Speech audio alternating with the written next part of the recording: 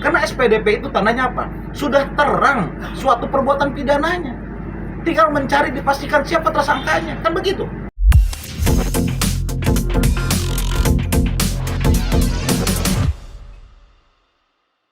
Harusnya evaluasi juga satu. Yang pertama evaluasi untuk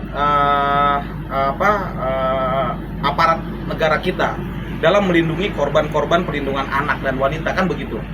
Kenapa bisa sampai korban ini melarikan diri? Ini harus otokritik dan evaluasi internal. Ya, bagaimana dia bisa keluar? Ya katanya izin ya, begitu ya. Izin ke toilet, taunya dia bisa keluar aksesnya. Ini kan tandanya harus didampingi semaksimal mungkin. Dalam undang-undang perlindungan anak itu perintah itu jelas, Mas. Dilindungi. Namanya dilindungi itu kayak LPSK, melindungi saksi dan korban. Bagaimana kita lihat di tayangan media, Eliezer ya, ketika dilindungi oleh LPSK. Sejak saat bangun sampai tidur kembali itu dilindungi oleh LPSK. Makan, tidur, itu diperiksa semuanya. Kenapa? Karena ini saksi. Karena ini melindungi korban. Yang seharusnya dilakukan pun sama kepada LM. Ini evaluasi yang pertama. Otokritik untuk memperbaiki protap yang benar untuk penegakan protap. Yang kedua, ini kenapa yang akhirnya banyak sekali di media berita yang simpang siur yang katanya LM ini memberikan kesaksian pengakuan kepada pihak terlapor. Ini kan kurang tepat menurut saya. Korban menyampaikan sesuatu hal kepada pihak terlapor, yang pihak terlapor menyampaikan di media terkait pengakuan LM tersebut. Ini menyangkut perkara loh. Kan ini sangat, bagi saya ya secara praktisi hukum ini sangat sumir gitu. Ini berbahaya dalam proses penegakan hukum yang saat ini sedang terjadi gitu loh. Bicara dengan fakta, bicara dengan aturan yang berlaku kan nggak seperti itu, Mas. Adopsi itu harus ada ketentuan tahapan, ya, bahkan pengajuan di pengadilan, di kementerian, ya, Kementerian Sosial soal adopsi ini. Itu juga harus mekanisme dilakukan. Jadi bahasa adopsi itu jangan sekonyong-konyongnya disampaikan, gitu loh, karena berkonsekuensi hukum. Adopsi itu bisa merubah legalitas warga negara seseorang, gitu loh. Ya, dari ibu bapaknya menjadi ibu bapak yang lain, ya, bahkan soal administrasi kependudukan dan sebagai hak dan kewajiban hukumnya. Jadi kalimat adopsi ini menurut saya kurang tepat mungkin karena itu berdampak hukum, gitu loh. Kalau misalkan merawat dan membimbing, ya, atau dibiayain gitu ya, mungkin itu lebih elok lah kalimat adopsi ini. Kenapa? Mereka ini kan para pihak yang sedang berkepentingan, para pihak yang sedang berseteru dalam proses hukum. Ini menjadi bias menurut saya. Ya, terlalu lama nih proses ini gitu loh. Ya, karena memang ini prosesnya harus kita dorong untuk menjadi cepat. Kan ini sudah SPDP, Mas. SPDP itu dipanggil semua para saksi dan pelapor. Terakhir mereka melakukan gelar reskrim PPA. Ketika gelar dipastikan ini menguatkan, dipanggillah baru pihak telapornya. Saksi-saksi telapor dulu.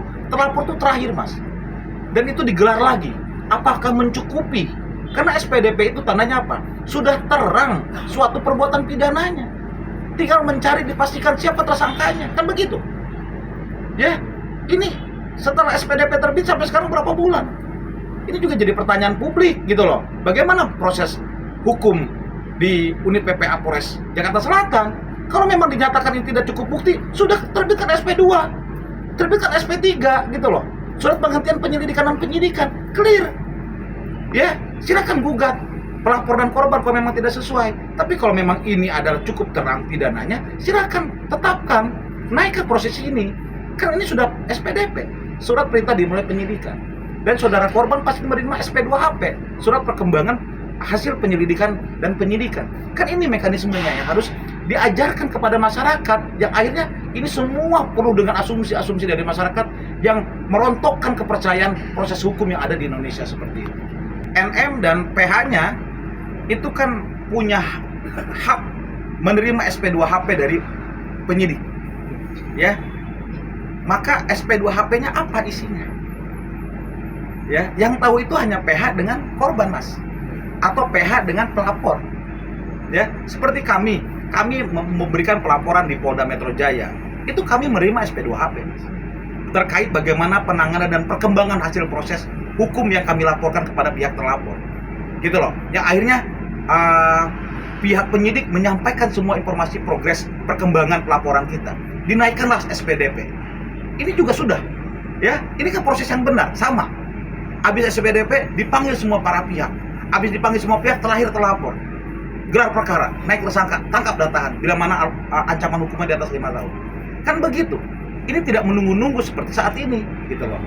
Satu, pandangan hemat saya adalah memastikan proses hukum acara yang dilakukan oleh unit PPA Polres Jaksel adalah tepat sesuai dengan prosedural. Satu, tepat sesuai dengan PK-Polri mengenai manajemen penyelidikan dan penyidikan. Kan begitu. Kedua, tepat sesuai dengan Undang-Undang Perlindungan Anak, ya, ataupun junto undang-undang yang disangkakan, apakah memenuhi unsur pidananya, menjadi terang pidananya. Yang ketiga, memastikan prosesnya sesuai dengan KUHP, Kitab Undang-Undang Hukum Acara Pidana. Ketika penyidik memiliki keyakinan 3 ini, maka pastikan itu proses hukum selesai. Apa selesainya? Ditetapkan tersangka, ditangkap dan ditahan bila mana ancamannya di atas 5 tahun. Berikan kepastian hukum kepada masyarakat pelapor. Ini pelajaran dan ini memang pekerjaan aparatur hukum kita. Berikan kepastian hukum itu, ya. Pastikan 3 poin syarat utama proses hukum acara pidana oleh penyidik. Ini dulu yang diutamakan oleh penyidik. Kalau mereka punya keyakinan ini, naikkan. Gitu loh. Tapi kalau memang ini 3 ini ternyata dalam perkembangan pemeriksaan, ya, kurang meyakinkan, berikan keputusan kepastian hukum. Ada mekanismenya, Mas. Saya bilang tadi, untuk korban diberikan SP2HP, ketika diuji kembali ternyata pemeriksaan ini tidak cukup bukti, dinaikkanlah akhirnya menjadi SP3. Berikan kepastian hukum bagi masyarakat. Ya, itu yang pertama. Yang kedua, kalau memang sudah yakin, tetapkan. Naikkan ini perkara hukum agar ini tidak menjadi bab-bab yang berjilid-jilid, Mas. Gitu loh. Memang acara hukum, proses hukum pidana ini tidak ada batasan waktu, Mas. Ya, kecuali habis berlakunya pidana seseorang, maksimal 12 tahun misalkan. Dia melakukan pidana sesuatu, ancaman sekian, habis masa berlaku 12 tahun. Ketika lewat dari 12 tahun, dia tidak bisa dituntut secara hukum pidana oleh negara. Nah, ini kan memberikan kepastian kepada masyarakat seperti itu.